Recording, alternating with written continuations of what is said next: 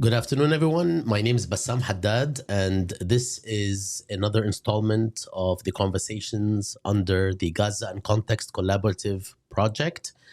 I am joined by two remarkable speakers on the question of today, as well as my partner in crime and co-moderator, Maya Mikdashi. I will introduce the speakers along with Maya in just a second. In the meantime, let me say that this particular event is on Israel, Iran, and Hezbollah, between deterrence and escalation on the margins of genocide in Gaza. We are joined by two very knowledgeable speakers, and we are very lucky and fortunate to have them with us, Narges Bajoghli and Ali Hashim. And they will be addressing this topic in this timely conversation.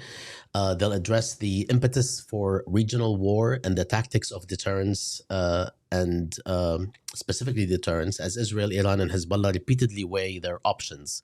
With Israel viewing regional escalation more favorably, how might matters spin out of control in the coming days and weeks? To what extent can we take the cautionary statements of the United States at face value? And how does an actual escalation reorder the priorities of all actors involved in the region, state and non-state, and actually beyond? How might escalation also affect Israel's onslaught in Gaza? And what does this say about what is actually happening in Gaza today, which is now being dwindling? It's been dwindling out of the media cycle. I would like to share that, again, this project is a collaboration of more than 23 university centers and research centers, and is now in its 6 months. And we've have close to 50 events and teach-ins. You can find them all at palestineandcontext.org. I would like to introduce our co-moderator, Maya Mikdashi. Thank you, Maya, for joining. Maya is an assistant professor at the Department of Maya is an associate professor at the Department of Women and Gender Studies and the lecturer in the program in Middle East Studies at Rutgers University, New Brunswick. Maya is an anthropologist who is deeply engaged in ethnographic, legal, and archival theory and methodology. She currently is completing another book manuscript under the title or examining the war on terror, sexual difference, secularism, and state power in contemporary Middle East from the vantage point of Lebanon. You may have already completed this book, but this is the bio that I found. You can please correct this at your leisure. And Maya will be introducing our first speaker, Narges, and who will speak for a few minutes, and then I'll be introducing Ali, and then we will have a conversation that I'm hoping people can chime in on by sending us questions, specifically via the YouTube feed. Ahlan wa sahlan, Maya. Ahlan, Ali and Narges. Welcome to all. Hello, everybody, and hi to our guests today. We're really excited to have this very important conversation at a very critical moment that is also an inflection point in the region and the world, and also in regards to the ongoing genocidal campaign against Palestinians in Gaza. So having said that, I have the pleasure of introducing our colleague, Narges Bajoghli. Narges is an assistant professor at Johns Hopkins University at the School of Advanced International Studies. She's an award-winning anthropologist, writer, and professor. Narges is trained as a political anthropologist, media anthropologist, and documentary filmmaker. Professor Bajoghli's research is at the intersections of media, power, and resistance. She's the author of several books, including the award-winning book Iran Reframed: Anxieties of Power and the Islamic Republic. If you haven't read that book, I really recommend that you do. And also How Sanctions Work: Iran and the Impact of Economic Warfare. And this is forthcoming, I believe, in 2024. And that's not only that, but also a graphic novella, Sanctioned Lives, also forthcoming, coming out this year. So thank you, Narges, for joining us. And we look forward to having this conversation and to learning from you. Bassam, are you going to introduce this other guest, Ali? Well, I was going to when we actually introduce him, but let me just say that in addition to Narges, whom I've been following for quite a long time, doing remarkable work on Iran and beyond, since she is also across the way from where we are in Washington, D.C.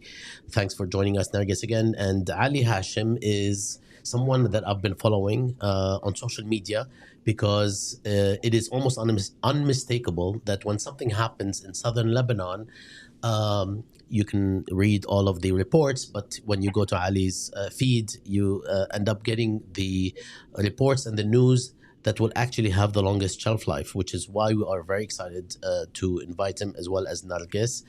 Ali Hashim is a broadcaster and columnist covering the Middle East with extensive focus on Lebanon, Iran, and Iraq. He is currently a correspondent for Al Jazeera English channel. He is also a research fellow at Lancaster University's Sectarianism, Proxies, and Desectarianization Project. There's a lot more to say about Ali, but he only sent us this very modest biography. So I hope that you can share more some of the work that you've been doing when the time comes. With that, we will leave the floor for Nargis. Great. Thank you all so much. Thank you to Bassam and Maya for having me. And I very much look forward to being in conversation with Adi, whose work I've long benefited from. I'm just going to start with very brief introductory remarks to kind of just give an overview and a better understanding of the decision making and sort of the changes that have been happening over the past few weeks and months vis-a-vis Iran, Palestine, and Israel in the broader region. Focusing specifically on the strikes that happened over the weekend, I think it's important to note a couple of things in trying to contextualize them and understand them and sort of then see what has shifted since this weekend moving forward. The strikes came after months of very high level IRGC and especially Quds members who have been assassinated and targeted throughout the region. And there was once the bombing of the consulate happened over 2 weeks ago, this crossed one of Iran's red lines, which is the red line has always been if there's any target on or any attack by Israel on Iranian territory, then it will require an Iranian response. The targeting of the consulate crossed that red line. And one of the things that Iran has been very cognizant of over the past 6 months, as I think Hezbollah has as well, but Ali can speak more on that, is that the global discourse over the past 6 months has shifted quite drastically and in ways that are very new for both Iran and the broader series of allies that it has throughout the region, which they call themselves the Axis of Resistance.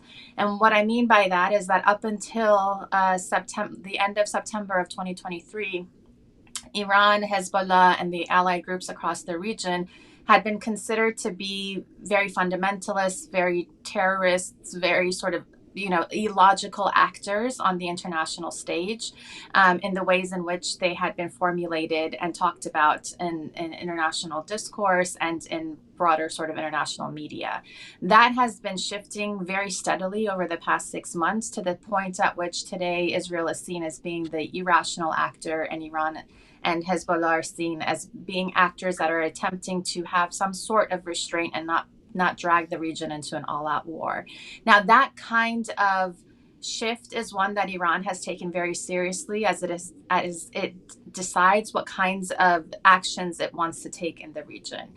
So in response to the attack on the consulate services, one of the first things that Iran then did, instead of reacting with an attack forthright, was to take the case to the UN Security Council, to invoke international law, and to really try to continue to signal to both neighboring countries and the broader international community, and specifically the United States, that it wanted to go about this within the rules of international politics more broadly, and not to just respond in the ways in which I think analysts and those commentators have pitted Iran as being this irrational actor.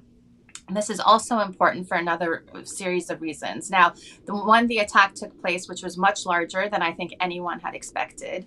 It was significant for a number of reasons. Not only because was it the first time that Iran was responding and attacking Israel directly from Iranian territory, but because it used slow drones, especially in the first wave of the attack, it was meant to also be a spectacular event in the sense of it being caught on cameras throughout the region as these drones flew across these various countries. The messaging within the attack itself is just as important as the actual military strikes. So not only was it about hitting the exact targets, the military targets that had from which the planes had left to attack the Iranian consulate in Syria, but also it was meant to be an event where folks across the region were filming on their cell phones, that these would circulate, about half an hour after the first drones left Iranian territory, memes started to circulate on social media against the King of Jordan as being a traitor. It was very sort of tied into the attack itself, because they sort of knew that Jordan would come out in defense of Israel in this strike, so part of, and then also having some of the projectiles fly over Al-Aqsa Mosque, having the videos of Palestinians recording the attack and hearing the cheers in the background, which was meant to signal, because for many, many years, the discourse has been that Iranians want the downfall of their regime and they will cheer if the Americans attack. And this was a reverse on that kind of rhetoric. And really importantly, part of the attack that happened over the weekend, and that Hezbollah and their various attacks since October 8th have been doing, is an attempt to shift public opinion throughout the region vis-a-vis Iran and Hezbollah itself, because those two entities, especially Iran and Hassan Nasrallah, have been on the brunt end of years of very harsh sort of public opinioning in the region, especially after they sided with Bashar al-Assad in the civil war in Syria. So this has been sort of one of the reasons that Iran and Hezbollah have been very hesitant to act very quickly in the past few months is because they are paying attention very, very deeply to public opinion across the region, to public opinion more globally, and then in the case of Iran, to public opinion domestically. The Palestinian cause has been dear to Iranians for some time leading up to the revolution. But because of the stance that the Islamic Republic then ended up taking and really forefronting its support of Palestine and the Palestinian cause, and because of the ways in which, and I don't have time to get into it, but all of the ways in which there's been tensions between the governing establishment in Iran and society, and especially more so in recent years, the isolation of Iran on the international markets, the increased sanctioning of the country, all of that has been messaged to Iranians through more than 30 satellite stations that beam into Iran in Persian on a 24-hour basis from outside of the country, that they are in the position that they are in because their country is an enemy of Israel. And so for many Iranians, it has been years of saying, why are we spending all of so much of our capital defending the Palestinian cause and being antagonistic to Israel when that is having a very adverse effect on our daily lives, and all of these sanctions and all of this sort of being an international pariah. And so in the past 6 months, this has begun to shift slightly because of everything that folks see on their screens about what Israel is doing in Gaza. But yet nonetheless, especially since the uprisings that happened over the past 2 years in Iran, there has been a very steady stream, and at times even more than a steady stream, of sort of information warfare that has pitted parts of the Iranian, both society within the country as well as the diaspora into positions that are closer to Israel. And so the Iranian leadership has to take all of this into consideration. The consulate bombing was one in which it then began to have a reason to hit back at Israel directly. And all of the messaging that they've done internally, domestically since that time has been an attempt to rally up support in case there is the necessity for Iran to continue to directly engage with Israel. But that is a domestic game that it is playing that is very crucial in order for it to be able to have the domestic sort of support that it needs for a broader engagement. And then it's doing messaging on the regional level as well as messaging now much more on sort of the global level for those who have become pro-Palestinian on a global stage. So the attack took into consideration all of these different levels at which it needs to be able to message this. And I'll stop there for now.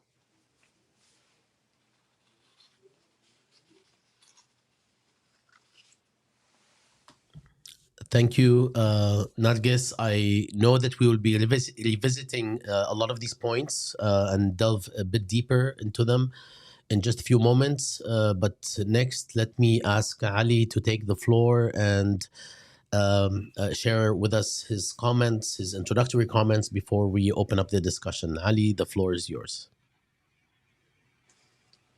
Good evening, and thank you for this opportunity. Thanks also, Narges. As a matter of fact, we can't separate Iran and Hezbollah, and actually the whole axis in such a situation. I hope my voice is, you can hear me very well? Yes, you can afford to raise it if you like, but if not, it's actually clear. Is it clear? Okay, let me just try to get this closer. Can you hear me now better? Okay. Yes. We can't separate Iran and its axis when it comes to this confrontation in Palestine and, of course, across the region. Now, as I'll be concentrating mainly on the situation in South Lebanon. South Lebanon is part of this whole axis, and it's part of these open fronts. And I can say that this was an opportunity, whether for Iran or for the Axis. And given the fact that Hezbollah currently is maybe the field marshal here in this battle, whether calling the shots in Iraq, in Lebanon, in Yemen, and in Syria, the main player here is Hezbollah.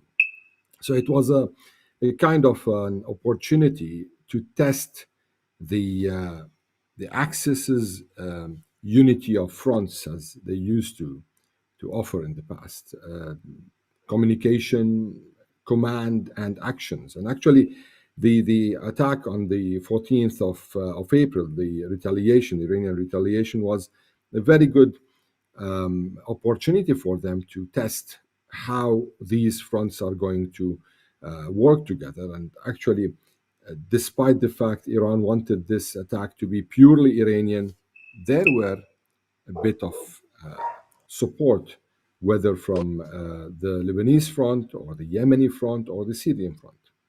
Now, if we go back a bit, what's this front about?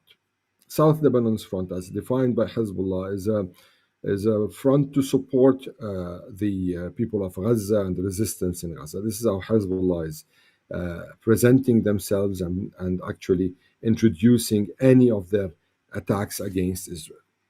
However, we know that something was brewing on this front, and it didn't come from blue. I mean, there was preparations, and despite 17 years of, let me say, relative calm following the 2006 war, both sides, whether it's Israel or Hezbollah, were preparing for a moment where everything is going to blow. But both sides knew very well that if they are going to go that step and engage in a fight, it's going to be destructive for both sides. Of course, Israel has the aerial leverage. It's also it already have its own planes, warplanes, drones, satellites. There's a serious leverage there. But also Hezbollah knows that they have a very big arsenal of missiles that they've been accumulating over the past years. So the moment came out of context. Yani, what I mean here is that they were preparing, but no one thought that they would be caught in surprise. And they were caught in surprise. The attack on the 7th of October 2023 by Hamas caught everyone in surprise. And despite all the reports at the beginning that Hezbollah was told, or there were plans, I remember one of the reports by Wall Street Journal at the first beginning that there was a big meeting in Beirut and everyone was there, Iranian foreign minister, the heads of the factions, everyone was there, and they decided to do this. Actually, it wasn't true, it wasn't right. And the fact is that Hamas caught everyone in surprise. How Hezbollah is going to operate, they took the decision in a few days and they started engaging and escalating gradually because they understood this is their first encounter with Israel in 17 years, first serious encounter.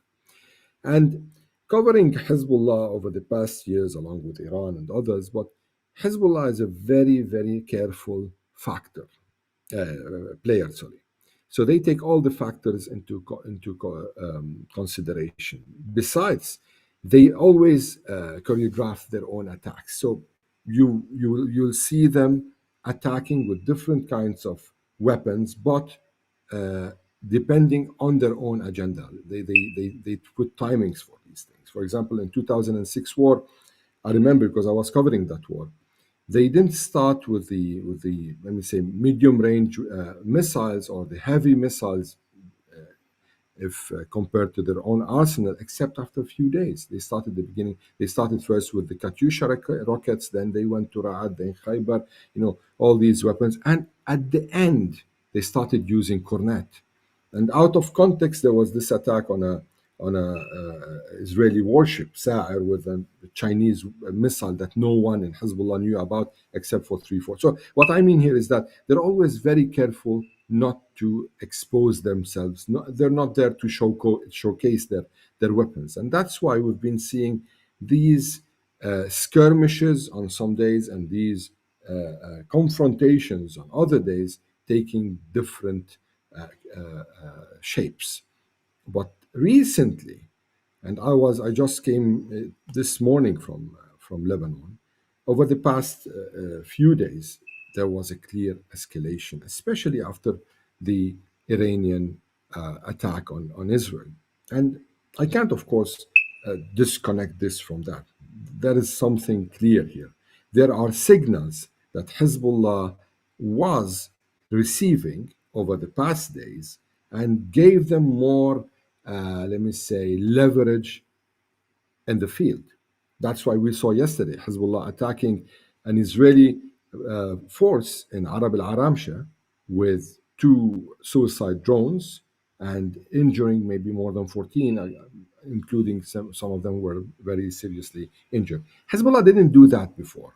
They were very careful. And on some occasions, and of course, when we observe how Hezbollah publishes their videos, they're very careful when it comes to signaling and very careful when it comes to messaging. And actually, this is what the whole axis is about. This is one of the layers of the struggle, and Narges mentioned that.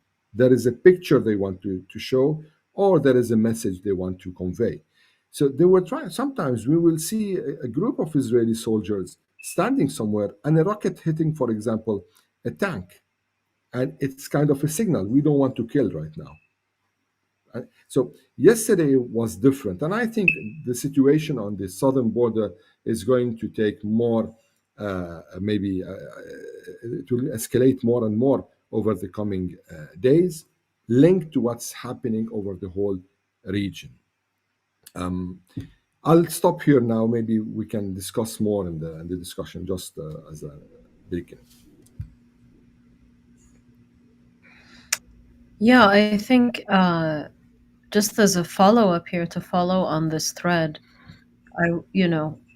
and this is to both of you, we wanted to sort of speak with you about if you see a reconfiguration of regional politics and regional alliances in light of the ongoing war and in light of the Iran's retaliatory strike on Israel. If you see any sort of shifts happening either strategically or logistically or just sort of reconfigurations of power in the region. Yeah, so from the Iran side, yes, very much so. Iran has signaled very, very clearly that it is now it is now going to respond very directly to any kinds of Israeli attacks. And just this morning, actually, the IRGC commander who is in charge of Iran's nuclear facilities said that their decision making in the past in regards to their nuclear energy and the fact that they might go nuclear or not, all of those are up for consideration again, which is very, very big. And he was also very clear in saying that if any kinds of attacks are made anywhere near any of those nuclear facilities, they will respond. I have not seen them message in this way at all in the past. They, at every single level, are saying very clearly that we will hit back, and we will hit back much harder than what we hit on Saturday. And Saturday, we warned everyone. Moving forward, there will be no warnings. So there is a very different calculus when it comes to Iran. And I think, as Ali was mentioning, the types of weaponry even that Hezbollah used just yesterday, Iran didn't use any new weapons on Saturday. Iran used old weapons. It did not showcase anything that it had that was new. It actually just got intel from where Israel's anti-air defense systems were. But moving forward, they have said that they will start to use their more advanced weaponry. So yeah, on our end, I see it very clearly. Well, let's start from where you ended, Nargis. Actually, yeah, I think this is all part of the strategy that they're using. They don't want to start from the end. They want to start from the beginning of the ladder and climb it gradually. And that's why, even for the 14th of April attack, they're not showcasing anything. They're not showing anything new. They're not showing something that Israel didn't see. But at the same time, they're hitting a target that they want to hit. And they were clear from the beginning. This is going to be an attack with a ceiling that won't really ignite a war in the region. And right now, the big question is how Israel is going to respond, and is this going to end up as a new Lebanese front? I mean, the whole region is going to end up just like the Lebanese front, tit for tat, and retaliatory strikes from each side without igniting a real war. Because if we go back to the Lebanese front, the Lebanese front is currently, I mean, for the past 6 months, is limited to military targets. And Israel, on several occasions, let me say, or most of the occasions, are hitting military targets, assassinating Hezbollah commanders or Hamas commanders, and hitting Hezbollah infrastructure. In very slight incidents, they killed civilians. We have around 60 Lebanese civilians killed. And on the other side, there are around 6 maybe Israeli civilians killed. But both sides were kind of keen on such occasions to convey messages through the UNIFIL that this was not meant to happen, and this is the context of what's being happened. So both sides are deterred, I can say. Whether it's Israel is deterred by Hezbollah, and Hezbollah is deterred by Israel. The deterrence here is that both sides, as I said at the beginning, know that going towards an all-out war will be seriously destructive. And given the fact, in Iran, they need 9 hours maybe to send their drones. And actually, that was a message. Part of what happened on the 14th of April was theoretical, because Iran had several layers to work on that day. One of the layers was the image that we will send our 9 hours flying drones. We will send our ballistic missiles, our cruise, all kind of weapons, and we will cover the whole sky of Israel. And it will take some time. But from Lebanon, it won't take that time because it's just on the border.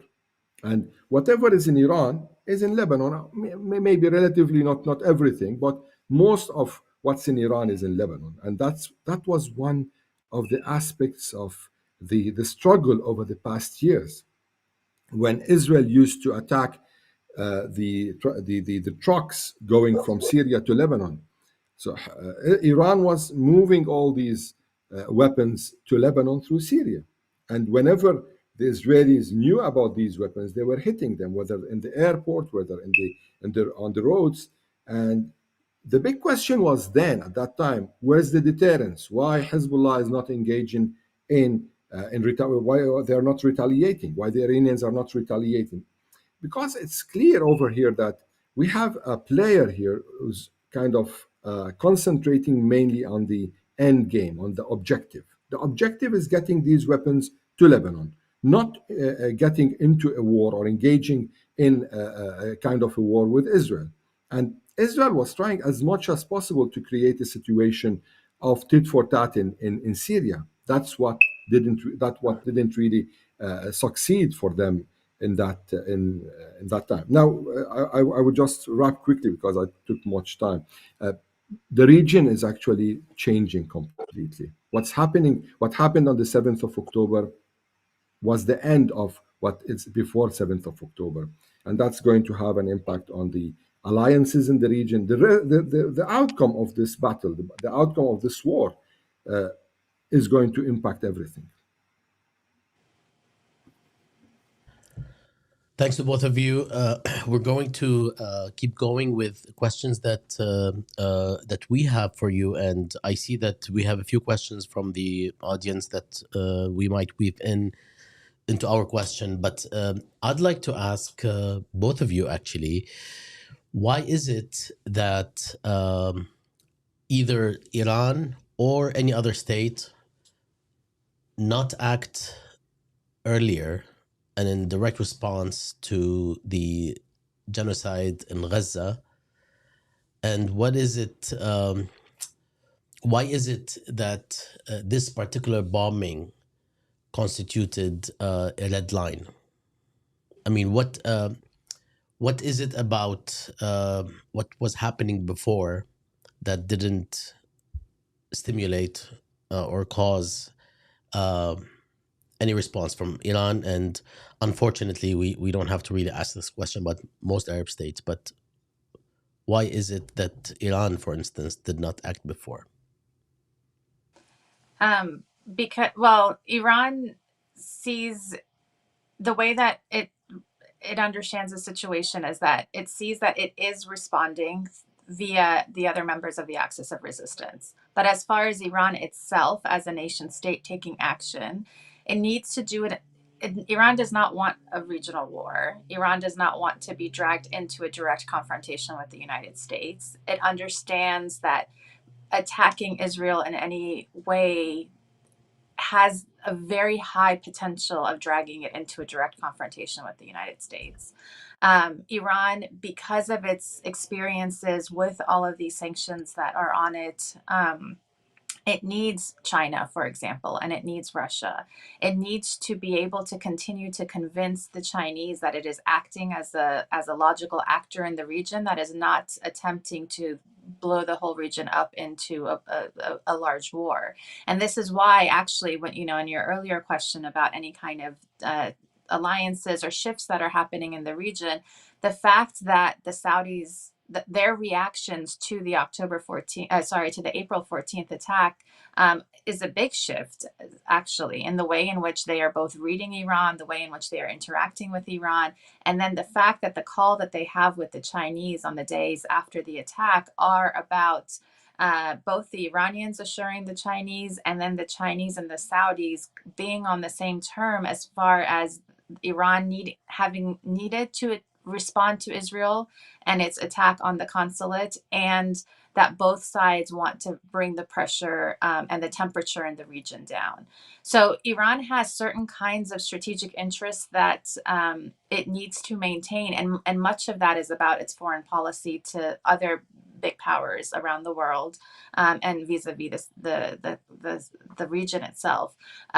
Also, as I mentioned in my opening remarks, Iran attacking is something that is expected of us, of the Islamic Republic, right? And part of Iran's calculus the past 6 months has been to flip this international understanding that has been hanging over its head for over 4 decades. And this is a huge strategic win for it already. But what has happened over the past 6 months for both Iran and Hezbollah, and the broader axis of resistance, I think it's really difficult to underscore the importance of it to these actors, because without this kind of shift in public opinion on a global scale, on a regional scale, not even down the line, any kind of further confrontation with either Israel, or with the attempt and the goal being from the Iranian end, from the Islamic Republic, that the United States needs to get out of the region. The only way that that kind of goal is achieved is they're not playing by any kind, as Ali sort of mentioned, they're not playing by any kind of deadline that this has to happen at a specific date. What they're trying to do is to make Israel a very costly thing for the United States to continue to maintain in the region in the way that it has, and B, turn public opinion to such an extent in the United States and globally that it becomes very costly for the US to continue to be involved in the region in the way that it has. So it's playing this kind of game that it's playing is on a much more long-term basis, and it sees that its support in throughout the axis of resistance is a way that it is already involved without the necessity of a nation state making certain kinds of decisions, which is very different than Hezbollah or Ansar Allah and the Houthis or the Iraqi resistance movements making their decisions. And so it calibrates it. And as Ali said, we have to understand the axis of resistance as sure, they all make their own decisions, but there is an alliance and a logic among them. And this is why Hezbollah responds, for example, 2 days after Iran's attacks in the ways that it does. And then the Iraqi militia groups react a different way. They're coordinating with each other, and there's a logic between them.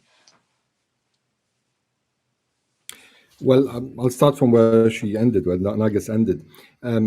Actually, if we go back to the picture, the bigger picture, why is there an axis of resistance? Now, Iran's been always dealing with its, let me say, organic extensions, such as Hezbollah, or allies, such as the groups in Iraq, or maybe far allies, because it's, actually the axis of resistance itself needs definition. Relations between Iran and each fact element in these and the axis is different. Relation with Hezbollah is actually a relation that's different from one with Hamas, or from Ansarullah, or from the one with the factions in Iraq. Completely different. The mindset of each and the persona of each faction is different from the other. But what brings all these people together, at least most of them, is that they are unrestrained, but they're not suicidal. They build their strategic narrative on the narrative of martyrdom. They do mobilize on the narrative of martyrdom, but they don't want to. I mean, it's the project isn't made to be a martyr. The project is made to be victorious. The victory, there is a kind of two words being said: al-nasr wa shahada, victory or martyrdom. The project wants victory. The path is martyrdom for the fighters. So this is how they weigh between them. And why didn't they respond from the beginning, as Bassam was asking? The fact is that Iran didn't respond, even if Zahidi was killed on that day of March in the street or in any other place other than the consulate. there would be no retaliation. We wouldn't see this whole picture. It's not about Zahidi. It's not, the red line wasn't Zahidi. It wasn't the position, the Sardar, the officer. The fact is that Israel crossed a line by hitting a sovereign land. It hit the consulate, and that's why Iran had to retaliate. If Israel was smart enough not to hit Zahidi in the consulate, that would have gone, just like when, say, Razi Mousavi was killed, just like when the other guys in Syria was killed. So this is the main issue. Even it would have taken a different maybe direction.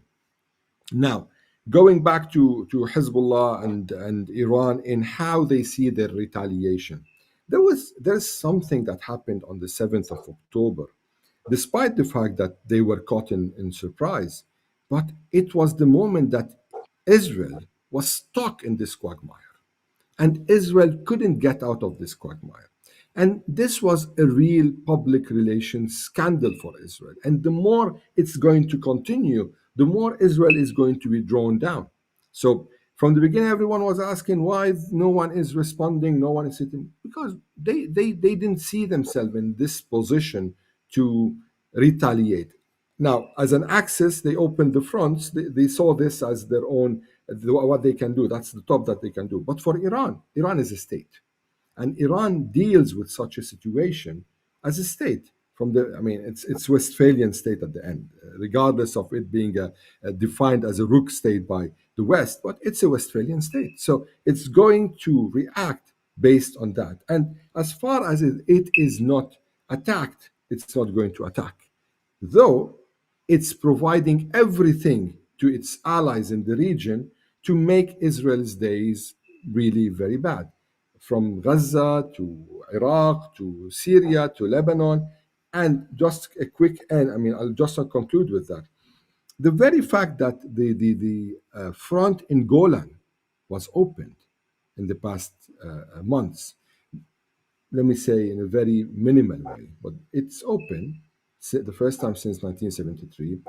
I think that's a big change that this axis wanted to impose, regardless of what the system in Syria thinks, regardless of what the other allies thinks. So there are many changes, many dynamics really shifting over the past months. So, just to kind of follow up on this, are there, if we're going to think about red lines, both for Iran, Hezbollah, the axis generally, so from what we're hearing, so Palestine and what's happening in Gaza, is there a red line that is connected to Palestine, first of all? Is there a red line connected to either to the question of Palestine, I would say? And within that, are there limits to the confrontations between Iran and Israel and Iran and Hezbollah that both of these that these actors have put that they already have in mind? What are the limits, the desired limits for these kinds of confrontations? Do you want to go first, Adi? No problem. Well, I think that uprooting Hamas is the red line, ending Hamas. Because if we have to take it from a different perspective, if Hezbollah or the other factions engaged in an open war or an all-out war, what's going to be the result? It's going to be destruction in Lebanon, destruction in Israel, and more destruction in Gaza. And by the way, there's something important here. There is an asset for the axis. So if the axis is, in a way or another, losing Hamas's power in Gaza without losing Hamas, it's better than losing Hamas and Hezbollah together. It's better than losing Hamas and Hezbollah and the front in Syria altogether. So it's a matter of priorities. They are prioritizing, putting one thing after the other. For now, as far as Hamas can continue fighting, as far as Hamas is capable of continuing this war, Personally, I don't think that there is going to be an all-out war in the past settings, because right now we're talking about new settings. Since the consulate and the 14th of April, and now we're all anticipating an Israeli retaliation in Iran, and I think it's going to happen. We are just watching a new region and new settings, and these settings, maybe at that time, Gaza is going to just to be a side issue in front of, all these big exchanges of fire that are going to happen. Yeah, I would just to pick up from where Ali left off, the Hamas, the potential destruction of Hamas and its inability to fight, I think, is one that has been a part of the strategic calculus, and they don't see that as a reality at this stage. I mean, actually, Hamas has bogged down the IDF in many ways, and it has not been able to get to its strategic goals as it set it out from the beginning of this of October. So in a military and strategic sense, they see that as a success. It has shown the vulnerability of Israel. Then the attacks on April 14th showed the vulnerability of Israel in different ways. Hezbollah's attack with the suicide drones yesterday showed another set of vulnerabilities.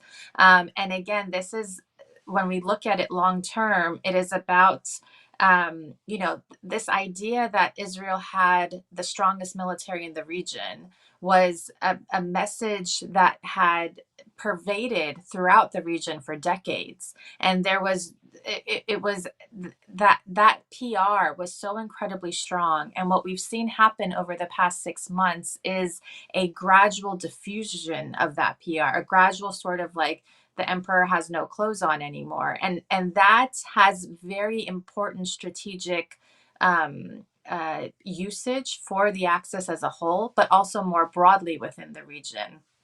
And again, as far as messaging back to Europe and the West and the United States about what it would need to invest to continue to keep Israel sort of especially militarily, right? If so much of the shooting down of the missiles and the drones on April 14th had to be by the United States and not by Israel, that is giving, and that they had to spend over $1 billion in the defense of just that one evening of a pre-announced attack.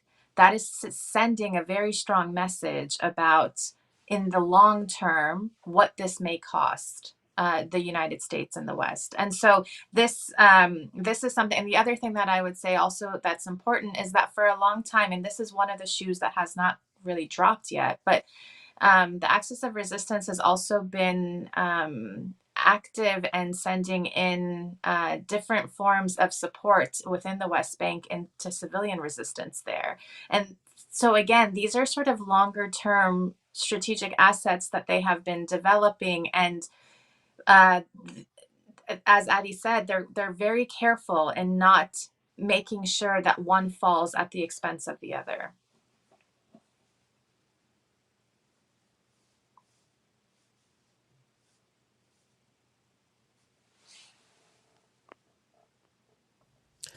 Okay, shall we move to another realm? And that is, even though I actually would like to go back to the regional players, especially to address some potential coordination or cooperation that's taking place, at least among those who are willing to act and who have acted already.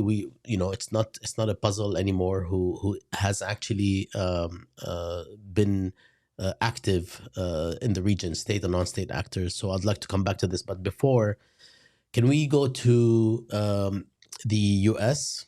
And I'd like to learn from both of you, specifically Narges, because you're right here. How do we read the role of the United States in this regional configuration? What, how seriously do we or should we take the US cautionary anti-war expansion, the anti-war expansion message that we have heard from Biden to Israel? And it just seems that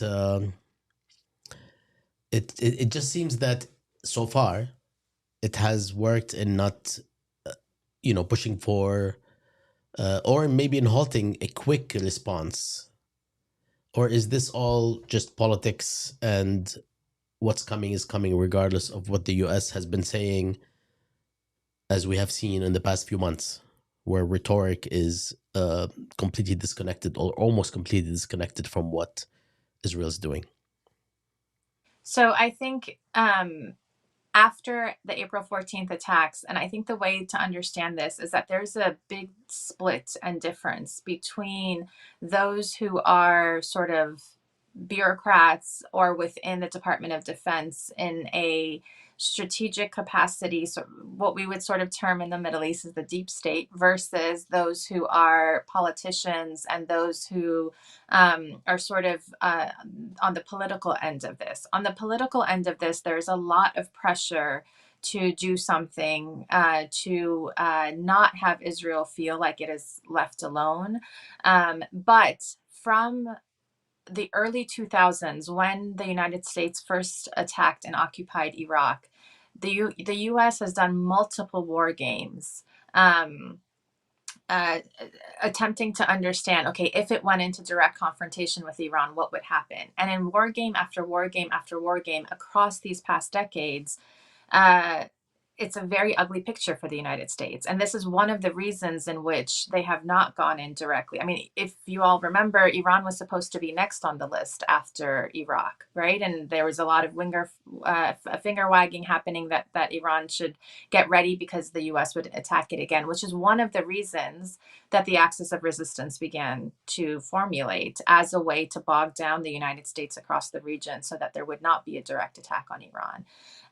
So moving forward, I think that there is a lot of understanding. There's been a lot of ink spilled. There's a lot of conversations that happen within the Pentagon, within the Department of Defense, within folks who are sort of the bureaucrats or the experts in these spaces that know that getting involved in a regional confrontation with Iran, which is what Israel is attempting to do, right? Israel wants a direct confrontation with Iran because it understands that then it can bring the United States into the region. That goes against the U.S.'s strategic interests, as they themselves have outlined it over the past few years, which is that they want to shift towards concentrating on China. It is very difficult for them to shift to concentrating on China if they're going to be bogged down in another huge war in the Middle East. And that Iran has showed that potential confrontation in the Middle East is going to be much worse than anything that the United States had experienced in the first 20 years of the global war on terror. So I think that the what we're seeing unfold right now is the political class having one conversation, and then those who are within the bureaucracy attempting to hold back the political class. Now, the question then becomes who ends up sort of winning out in this, and I think that's up until this point, when it comes to a broader regional escalation, the bureaucratic class has been able to sort of be the cooler heads in the room. As Israel feels, or if it feels that it's coming up against more of an existential crisis, then I don't know. I think that's sort of a big question mark for all of us. Before we go to Ali, because I want to expand this question to include specifics about the Hezbollah and Lebanon / Iran situation. Narges, given your proximity to power, at least in terms of distance, can you tell us what's happening potentially in the non-governmental Iran think tank landscape, basically the think tanks around DC, around us, all around us here, that have been really very interesting, to say the least, in the past decade or two regarding Iran in various ways. Is there any chatter from these circles? Is it the old John McCain bomb Iran chorus, or is there more trepidation these days? If you're privy to any of these conversations. I mean, you always have the contingency of the bomb Iran folks within Washington, D.C. And, like Bolton being paraded around on these different He's still news. alive? He's still alive, and he was actually on air just a few days ago. So those kinds of folks are still around, and they still very much want to push for a certain kind of military confrontation. There's been a lot of ink also spilled the past few days in op-eds, basically saying that the only way that we get Iran to back off is that you have to respond in a way that will hurt them and will essentially make them realize that they cannot do this kinds of stuff in the region. So that kind of contingency is still there, and it still continues to sort of push for these agendas. But I also think that beyond the rhetoric of the 99% of the projectiles that were intercepted, which actually I think today Israeli media corrected to 84%. So beyond that kind of rhetoric, I think the reality has begun to set in certain pockets of DC that uh, despite the United States' military force on April 14th, despite the UK, despite France, despite Jordan, Iran was still able to get through its missiles to target the targets that it wanted to on that night. And that's the first time that this has been tested out in the Israeli airspace.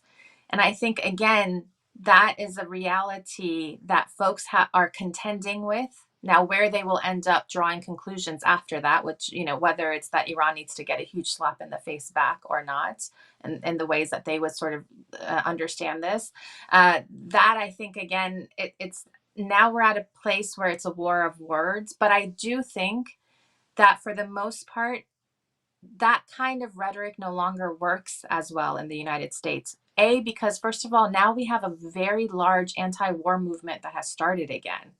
And B, this is coming after 20 some odd years of war on terror in the Middle East. And the idea that folks would be okay with sending more troops to the Middle East to be bogged down in another war, I think is making it so that those traditional bomb Iran folks in Washington, D.C., their voice at the moment is not as loud as it may have been just a few years ago.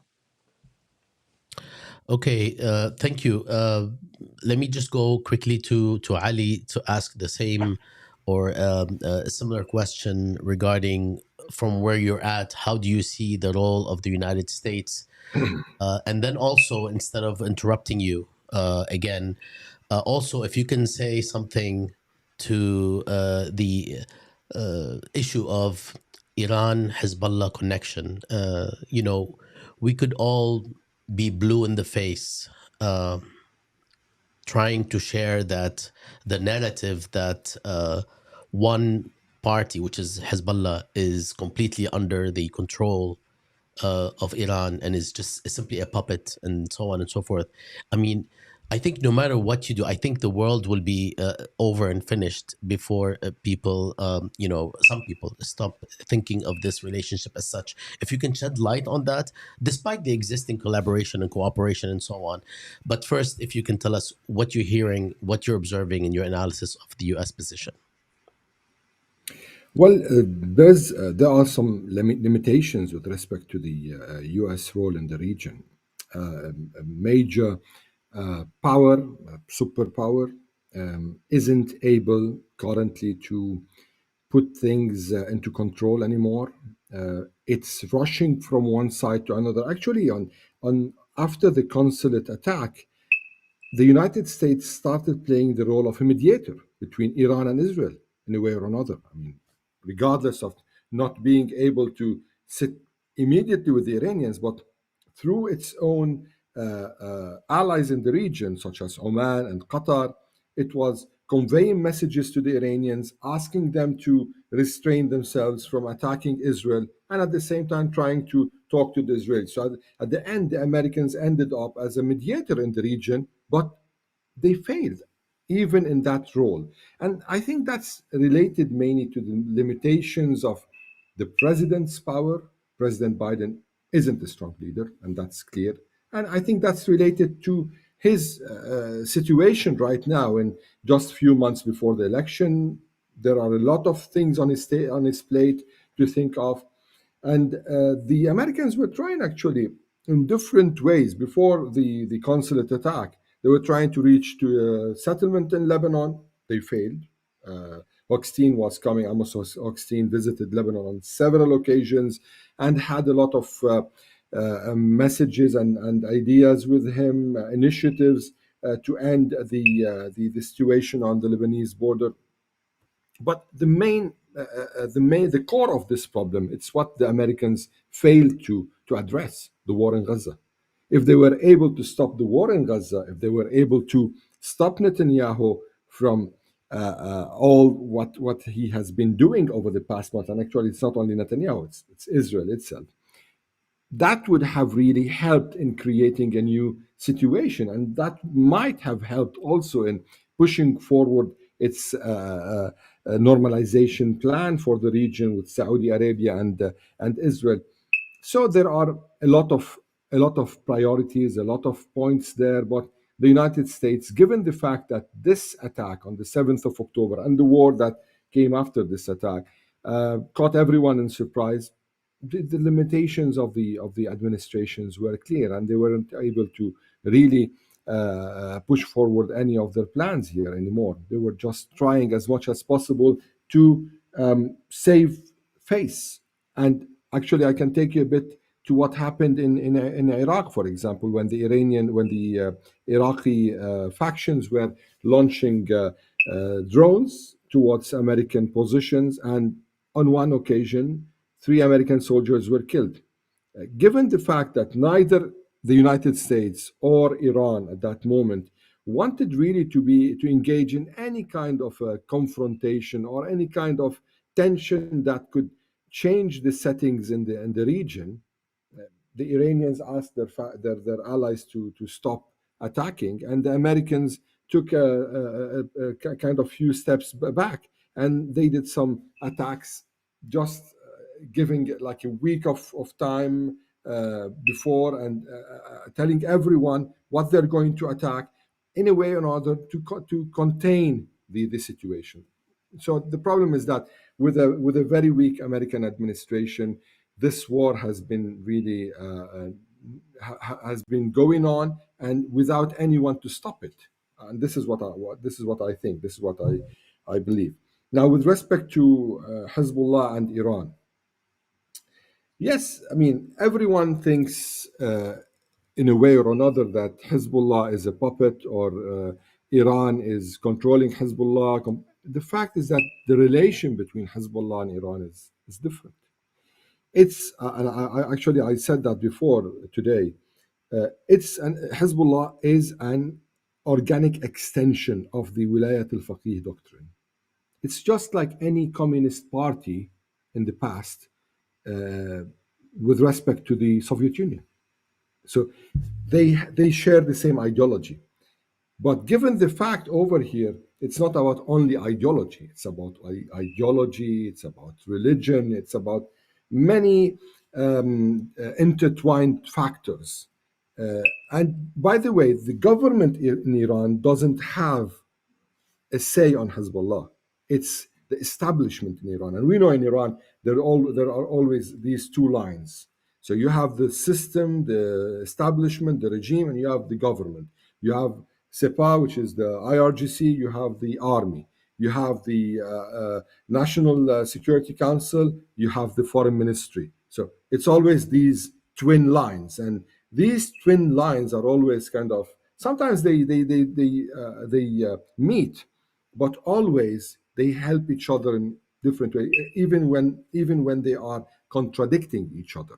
And it's Iran's way in sending multi-signals, in trying to maneuver all the time. And the problem of the 7th of October, it limited Iran's reach with respect to the gray zones. Iran was always building on the gray zones because it felt that in these gray zones it will flourish.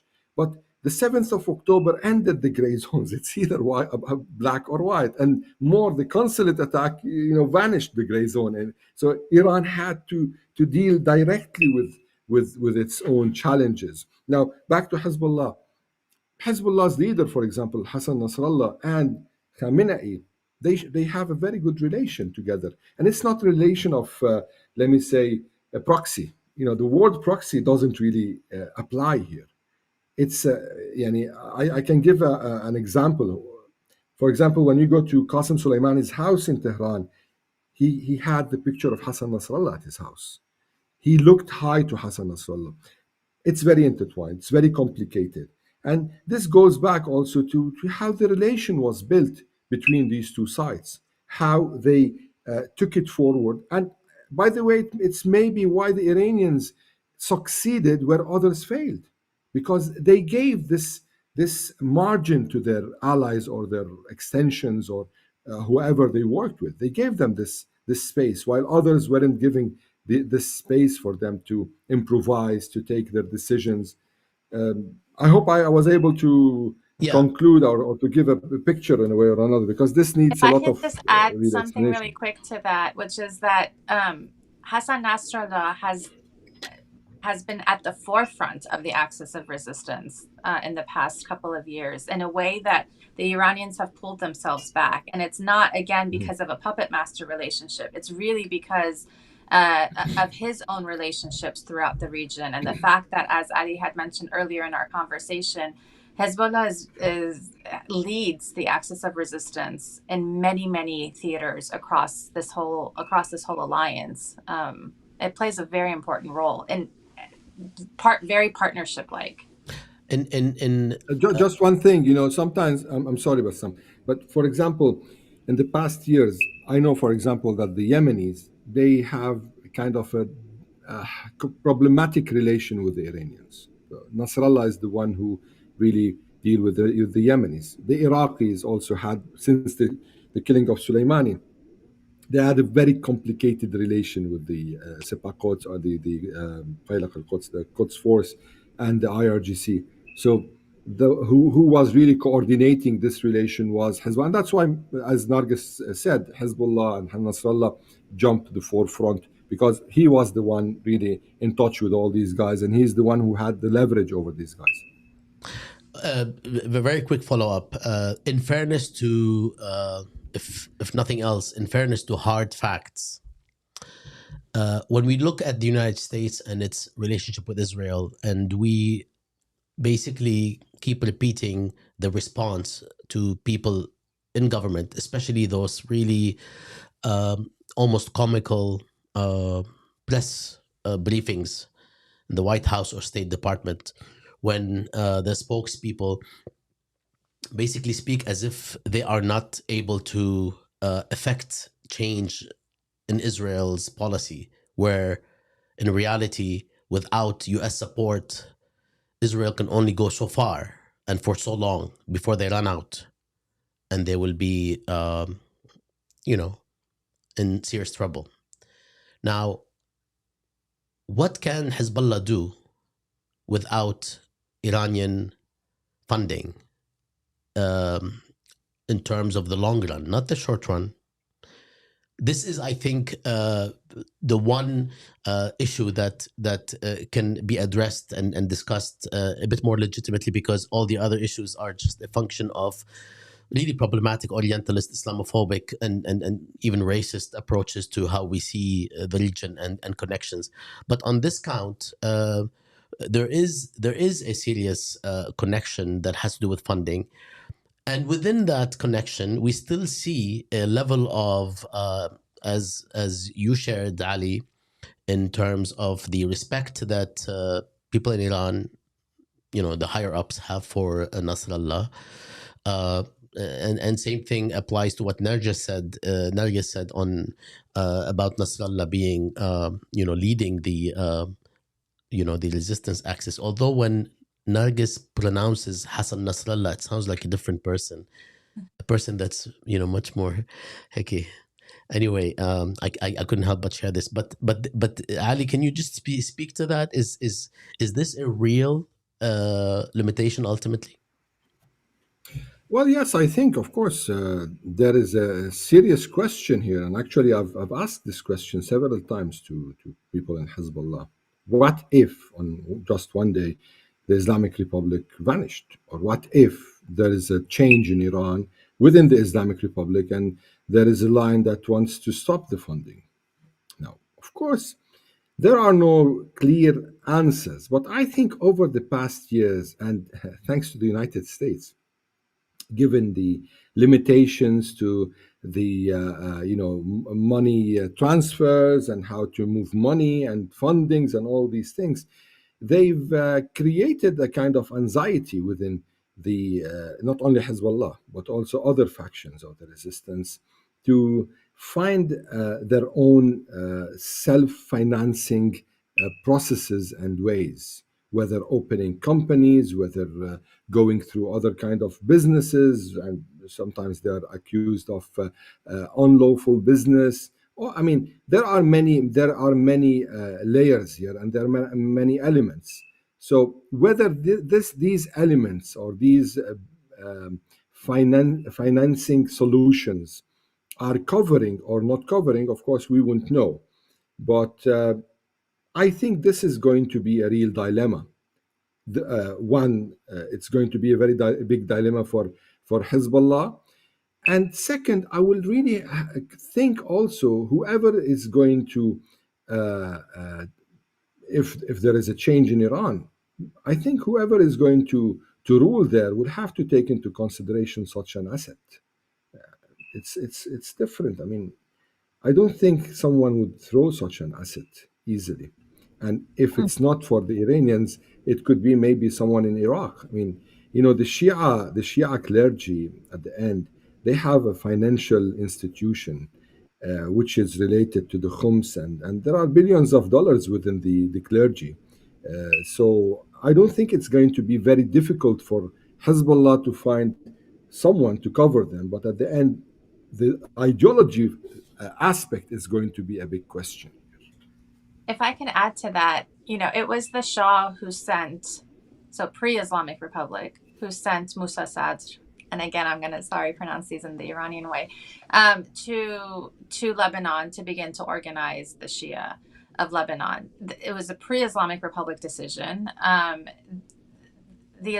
Iran has seen the relationship that it has across these different spaces in the Middle East is a part of a grander national strategy that Iran has attempted to develop before the Islamic Republic. Now, the fact that it takes on a different kind of character afterwards goes back to what happens in Iran in 79. But like Ali is saying, these are strategic assets for Iran. And even when Soleimani was assassinated, for example, you had prime ministers and folks in the military from the previous regime, from the Shah's regime, who would be interviewed and say things like, what Soleimani developed in the region is for Iran's greater good. They're looking at it from a point of view of national interest, rather than from a point of view of ideology or connection to the Islamic Republic. So I think that it's actually a very complicated question.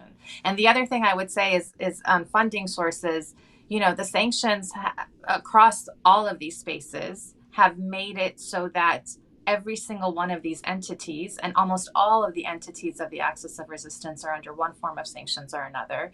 So it has forced them to begin to develop creative ways to be able to self-finance and become a little bit more self-sufficient. That doesn't mean that they don't obviously rely on Iran, but especially under maximum pressure sanctions, which have continued, there has been an increase in the attempts to make funding sources across these spaces be more self-sufficient. Just to kind of keep this conversation going on the question of the sort of different domestic spheres also that we're speaking about today.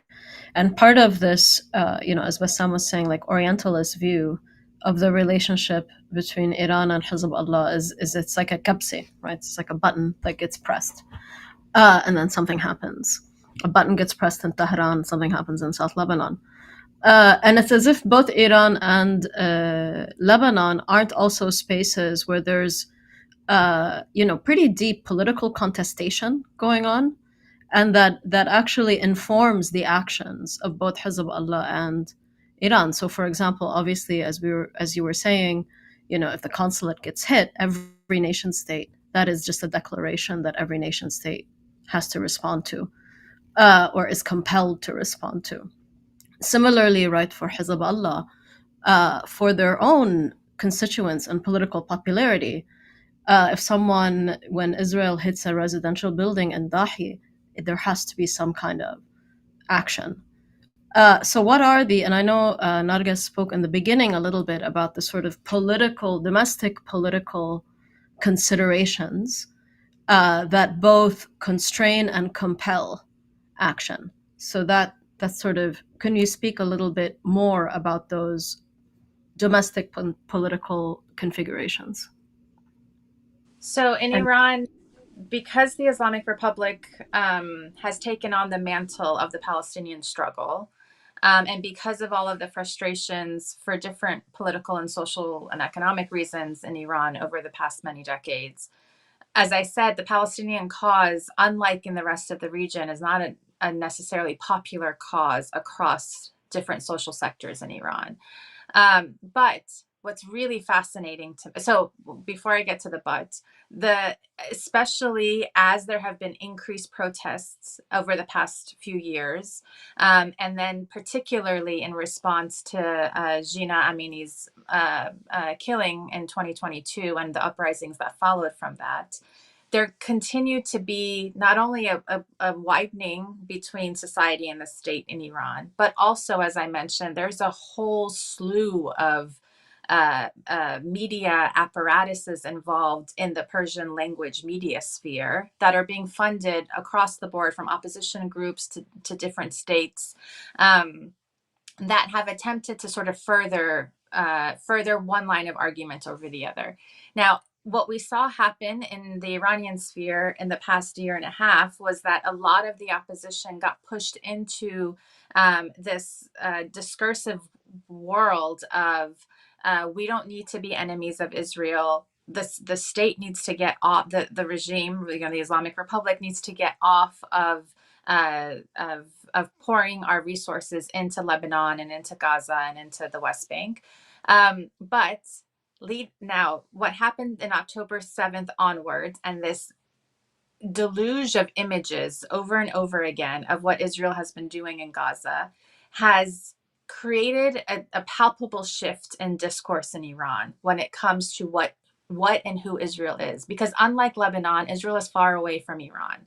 So Iranians do not have to deal with the repercussions of Israel in a palpable way in their lives. It is something that is a little bit more abstract for them.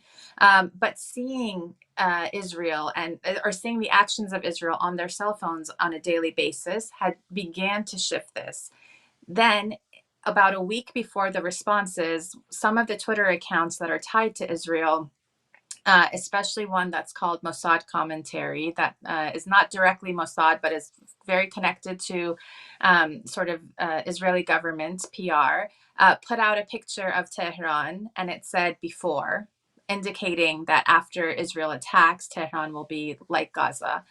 And what is really fascinating is that those very same Iranian opposition segments outside of the country and inside of the country began to attack very, very hard and say, we don't like the Islamic Republic, but we don't need you attacking the country, right? They pinched a nerve in the nationalism.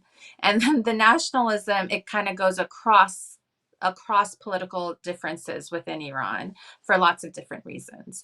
So it began to chip away at that. And then in the lead up to the attack on October 14th, the Iranian discursive world across the political spectrum again was filled with jokes about how terrified the Israelis were.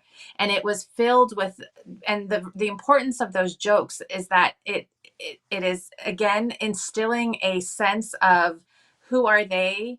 Who are they to be bullying us around? We are a much bigger country. We have been here much longer than they have, right? And so there has been, and this is why I'm saying that part of the Islamic, or like Iran's strategy is also a domestic strategy, because if in the long term there will be more direct confrontation with Israel, Iran's Achilles heel, the Islamic Republic's Achilles heel, is its own society, right? It's very powerful in the region. The Achilles heel is internal, but Iranian society is also a very nationalistic society, and these kinds of threats or attempts at threats, or even indications that Tehran might be bombed by Israel, are ones that then get utilized and produced and circulated very, very quickly in Iran, in order to be able to say, okay, you may not be on board with who we are, but you are definitely not on board with a country like Israel or the United States attacking. And then the other part of this that I'll say that I think is really important, and I'll end it there, is the kafia, for example, in Iran, is something that is associated with the Islamic Republic, because the supreme leader puts on a kafia, the paramilitary groups wear kafiyas. It is not something that people take on themselves since 79. Before 79 was a different question. But what we have begun to see is that the feminist activists who had been imprisoned after the uprisings of last year, some of them, as they have been coming out of prison, will wear colorful kafiyas, Palestinian ones, not Iranian ones, and they'll make sure that it's a different color. And there have been other activists in prisons who have sent out messages to the public, saying that we need to support the Palestinian cause. It's not right, because there was a whole discourse that said that Hamas is the same thing as the Islamic Republic, and therefore we hate the Islamic Republic and thus must hate Hamas. And there have been activists, especially feminist activists, who have been on the forefront of this, attempting to change that discourse and saying that this is not the same thing, and that we need to be able to support the Palestinian cause regardless of how we feel about our ruling establishment. So again, it's a significant shift that has begun to happen over the past 6 months in Iran. And thank you. Just to sort of then, I mean, that was a really good framework, I think, that you offered us in terms of society being the Achilles heel of the government, the regime in Iran, and then the sort of adrenaline shot of nationalism as being the kind of thing that can square these circles during moments of attack. I wonder, Ali, how you would read this in a Lebanese context, where things are quite different, including the sort of the contradictory space that Hezbollah occupies, and as both the most popular and the most unpopular political party in the country. And also the question of nationalism as maybe not being the thing that actually squares this circle when it comes to Lebanon. Well, it's different. Iran is a country that has this really nationalistic feeling there, and there are really some also existential anxieties. It's a country that disappeared for like 7 centuries, and this after the Islamic invasion, and later on came back to life with the Safavids, and this existential anxiety is always present. So the Iranians do not want to think for a moment that they will vanish. And this is something, actually, I'm writing a book currently on this. This is one of the chapters there. As for Lebanon, we lack a national identity. This is a problem. There's nothing that bonds people together. It's a country of different sects that are on a geography that are united. I mean, they live on the same geography. And I think Ziad al-Rahbani, one of Lebanon's well-known artists, and wrote something in one of his plays about, what are the Lebanese? They're a group of people that are gathered together. That's it. They don't have a national identity. So given the fact that every sect has its own national security interests based on what it sees its enemies and what it sees its allies, Yeah, of course, this is not a cause, a Lebanese cause to fight for. Actually, there is nothing defined as a Lebanese cause. Maybe the only cause that the Lebanese could gather for is when the Lebanese national team is playing. That's the only thing, because there are no national teams for the sects. And the fight with Israel today is part of it, especially that Hezbollah's engagement in this battle was unprovoked, Lebanese from the Lebanese point of view. Yani, no one can say, Hezbollah can't say that, well, Israel attacked, and given the fact they attacked the Lebanese soil, we engaged in this battle. Though there are some nuances here, because Hezbollah is always keen on creating its own narrative on anything, having its own narrative. So it will build the narrative with action. Yani, on the day of the attack, on the 8th of October, one day after the attack in Gaza, Hezbollah attacked the Shab'a farms. That's recognized by the Lebanese government as a Lebanese soil. And it started its own attacks on the Shab'a farms, not anywhere else on the blue line. Then it was the Islamic Jihad and Hamas, the Islamic Jihad mainly, that attacked an Israeli force in Dehera, which is on the blue line. Hezbollah isn't responsible for this. I mean, officially, who is responsible is the Islamic Jihad, a Palestinian group that's fighting in Lebanon under the 1969 agreement that allows the Palestinians to fight from Lebanon. Now, this is how the narrative is. Then Israel attacked the Lebanese soil, and then Hezbollah started engaging in the soil. Now, this is for the sake of narrative. But the fact is, today there are many people asking, and what's next? When is this going to end? Now we have like 100,000 Lebanese refugees who are out displaced from the border area. These are all right now in cities like Tyre, Nabatiyeh, Beirut. Some of them are in schools, some of them are with their families. And of course, this means also another budget to feed them, to give them shelter. Also, you have thousands of houses. As I told you, I'm back from Lebanon, just came today. Over the past 15 days, I was in the border area covering for Al Jazeera. And I've been from one town to another. The border towns, some of them are completely destroyed. The big question in Lebanon, who is going to rebuild these villages? Who is going to, I mean, these are questions right now. And of course, the divisions within the Lebanese between allies of Hezbollah and people who are against Hezbollah is very deep. But there are some nuances, as I said. Hezbollah was in bringing the Sunnis to his side during this battle. First of all, they are on the side of Hamas, of course, because what happened in Palestine is a cause for all the Muslims. So no one is really here to challenge why Hezbollah is really engaging in this fight, except maybe for a minority.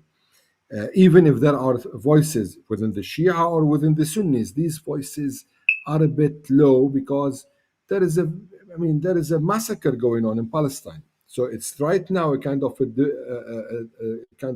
a division between Christians and Muslims, and also we know among the Christians there are also voices, nationalistic voices, Arabist voices, who are with the resistance cause. So they're trying to frame it as if there is a rightist voice, right-wing voice in Lebanon, right-wing Christians, mainly Lebanese forces, Kataib, against the Hezbollah and allies and others such as the Jama'ah al-Islamiyya, Lebanon's Muslim Brotherhood. But of course, Hezbollah over here found itself facing its ally, old ally, then Tayar Watan al-Hur, the Aounist movement, especially with Jubran Basil, the former foreign minister and the head of the movement, challenging Hezbollah on daily basis and asking, why are we going for this, and when is this going to end, and what's Lebanon is going to benefit out of it. So I can say that the Lebanese political arena with respect to what's happening is in a chaotic situation. No one is really taking the decision to go the extra mile. However, we can see these exchanges on television, on social media, with still this very thin line that's preventing people really from going all out against each other. And the fact is, Israel is giving much reasons for Hezbollah and its allies to really say, well, our position is strong. We can't leave the Palestinians to be killed, while others are saying, so yeah, we stand with the Palestinians, but we can't die for the Palestinians.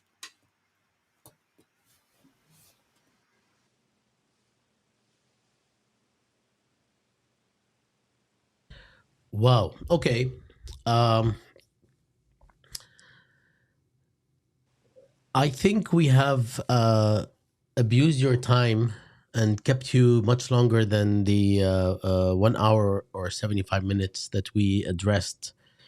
I am sure we could go on for quite some time. And before we close, a very quick question to all three of you, actually, because I'd love to hear from Maya as well. I know what I think, so I don't need to hear the answer. Very quick question. Nargis, then Ali, then Maya. Are you at all surprised or, wondering why Israel has not moved yet to respond? I'm not surprised. And why?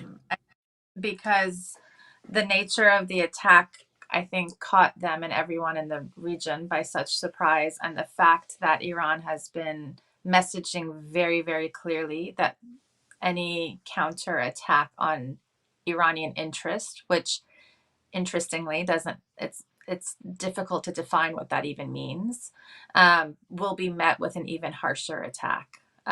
They have changed the rules of engagement in the region, so I'm not surprised that it's taking them time to respond.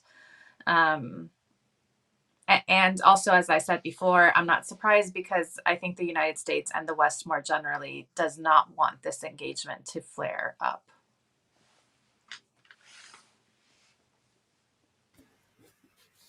Well, I think there is going to be an Israeli retaliation, but how and when, this is going to be this is what everyone is really waiting to see.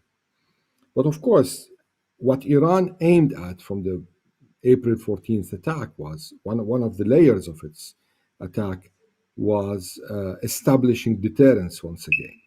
And the very fact that Israel is still weighing its option till the moment is that there is a kind of a deterrence that was reestablished. And as Nargis said, new rules of engagement. Let's see how these rules of engagement are going to apply. Now, there is a signal, a very clear signal that Iran wanted to show during this retaliation, is that with a pure Iranian retaliation, without a weight, without a weight from the allies in the region, whether Hezbollah or the others in Syria and Iraq and Yemen, it's able and capable of hitting its target. And actually, today there was a report by Ma'arif saying that one of the rockets hit Dimona. The Iranians just now announced that this is a lie. We did not hit Limona. They were able to build, they were able to say, well, yes, we did. But this is the first time I see them very careful with the messaging, because they want the clear message, their own message to reach, aside from propaganda, aside from anything. So Israel is also weighing its option. What would a retaliation to the retaliation mean? Yani, if that was the first wave cost around $1 billion to be intercepted, and the help of 5 countries, whether regional or international, and Iran only launched 300 rockets and drones. What if they are going to launch 1,000 missiles?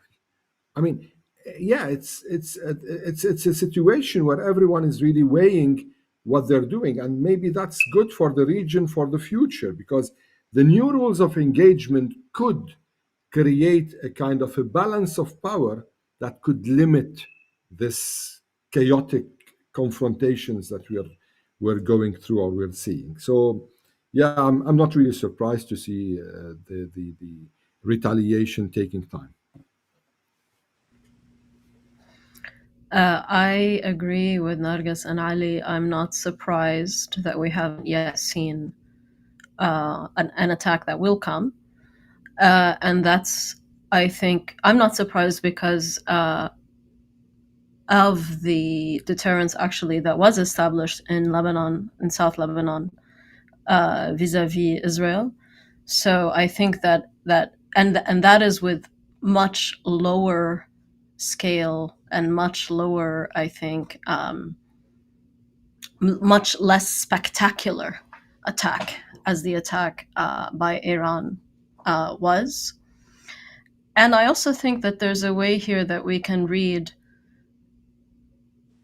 and this kind of tragic reality where the geopolitical world is reading Palestine as Israel's internal problem, an internal issue, an internal political issue that is dealt with one way, but an attack, potential war with different nation states is the sort of time when the transnational, international is on the table.